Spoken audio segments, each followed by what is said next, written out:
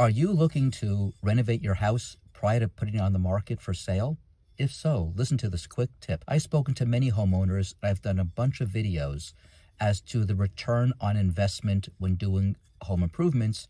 Typically, average is about 75%.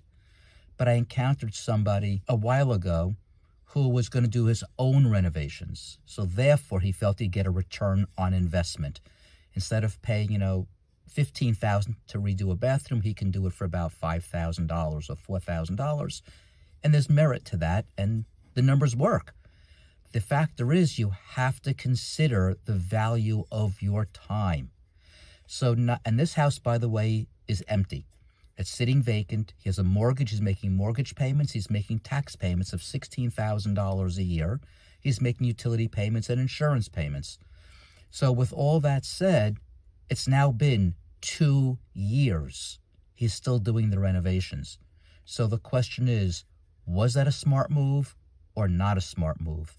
I maintain with the amount of renovation he's done so far, it was absolutely not.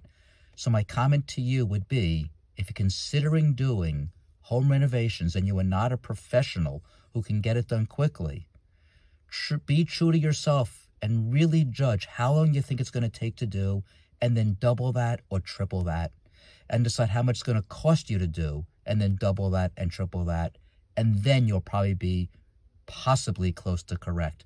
And when you do the math, factor in the carrying cost and the holding cost and so on during this period of time. And one last thing that people never factor in is how much are you losing if you were about to get paid to sell your house. Let's assume you get $500,000 and a year goes by before you now sell it because you did the renovation. What was the lost opportunity cost on that $500,000?